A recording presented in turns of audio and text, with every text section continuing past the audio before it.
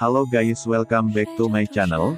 Kali ini Mimin akan menceritakan sebuah cerita dengan judul Battle Through the Heavens. Oke, buat kalian yang baru saja bergabung dengan channel ini, tolong dibantu dengan subscribe, like, komen dan share ke teman-teman kalian agar Mimin lebih semangat lagi dalam membuat konten. Oke, kalau sudah, lanjut ke ceritanya.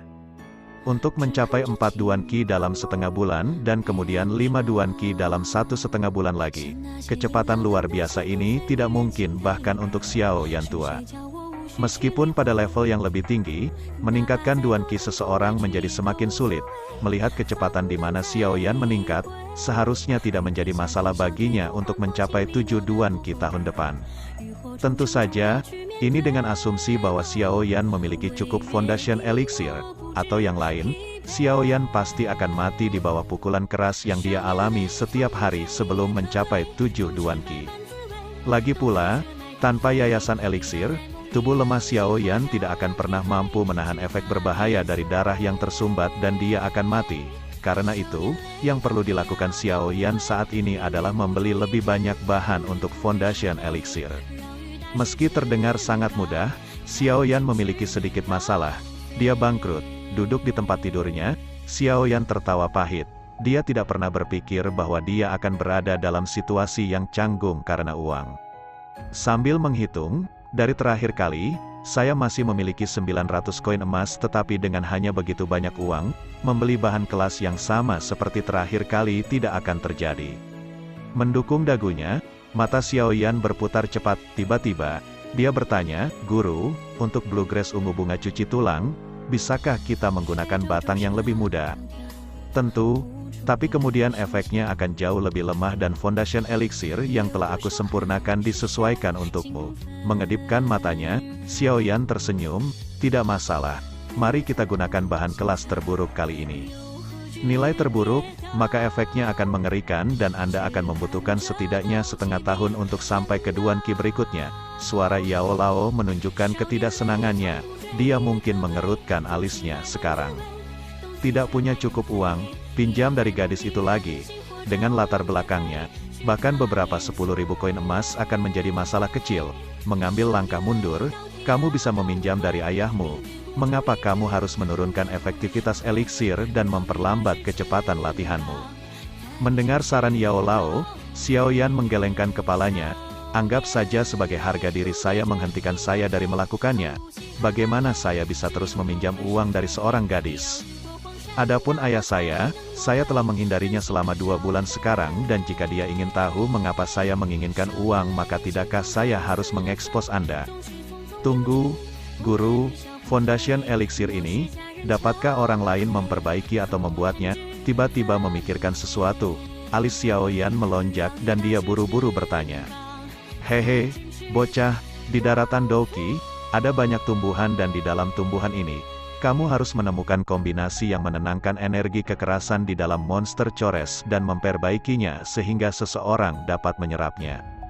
Jika Anda hanya secara acak menggabungkan ramuan daripada pemecahan alchemy furnace akan menjadi masalah Anda yang paling kecil, energinya mungkin menjadi bumerang, hehe." Foundation Elixir ini dibuat setelah bereksperimen selama beberapa tahun, tentu saja.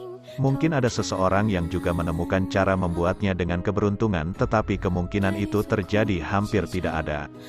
Selain itu, saat memurnikan, Anda harus memastikan bahwa laju sekring, jumlah yang digunakan, dan suhu api sempurna. Anda perlu melakukan eksperimen yang tak terhitung jumlahnya dan memiliki persepsi jiwa yang luar biasa untuk melakukan itu.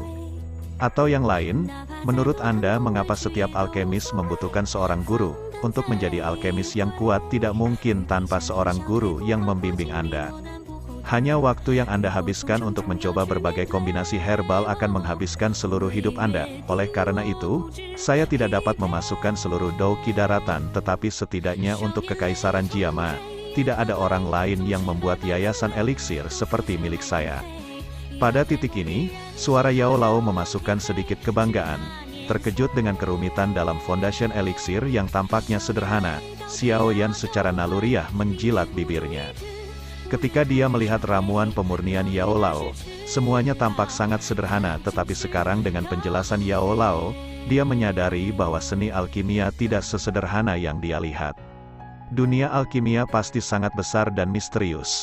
Tidak heran seorang alkemis adalah profesi paling terhormat di seluruh daratan Douqi. Tapi setelah keterkejutannya, Xiao Yan merasakan sedikit kegembiraan. Guru, saya tidak akan menggunakan Foundation Elixir yang mengerikan untuk berlatih. Sebaliknya, saya ingin menjualnya dalam pelelangan. Meskipun saya tidak punya banyak sekarang, setelah yayasan elixir dijual maka saya akan memiliki cukup sedikit dan pada saat itu membeli bahan berkualitas tinggi untuk yayasan elixir akan sangat mudah. Benar, aku mengerti, tentu. Para alkemis yang menjual pil mereka sendiri bukanlah berita yang menarik dan yayasan elixir berada pada tingkat terendah dari obat-obatan pelatihan sehingga menjualnya tidak terlalu penting. Setelah berpikir sebentar, Yao Lao berkata dengan sembrono. Mendengar persetujuan Yao Lao, Xiao Yan dengan cepat mendapatkan apa yang dia butuhkan dan bergegas keluar dari kamarnya. Karena Xiao Yan tidak membutuhkan herbal berkualitas tinggi, dia dengan ceroboh memilih purple bluegrass dan bone washing flower termuda di apotek dan untuk inti monster, dia membawa inti termurah yang bisa dia temukan, inti monster tikus kayu hijau. Setelah membeli semua obatnya, Xiao Yan menemukan jalan tersembunyi dan menyuruh Yao Lao memurnikan herbal ke dalam Foundation Elixir. Foundation Elixir kali ini tidak hanya memiliki efek yang jauh lebih buruk dari sebelumnya, bahkan memiliki warna yang berbeda. Beralih dari hijau giok yang hampir transparan ke hijau jelek berbintik-bintik, setelah memasukkan pil seukuran setengah kepalan tangan Xiao Yan ke dalam botol giok yang dia beli sebelumnya, Xiao Yan akhirnya menghela nafas santai. Setelah menyembunyikan botol giok dengan aman, Xiao Yan meninggalkan gang dan berlari menuju lelang terbesar kota Wutan. Oke guys, sampai di sini dulu ceritanya ya guys. Tidak lupa buat kalian yang baru saja bergabung dengan channel ini, tolong dibantu dengan cara subscribe, like, komen dan share ke teman kalian. Oke, kalau sudah, sampai ketemu di video selanjutnya. Bye bye.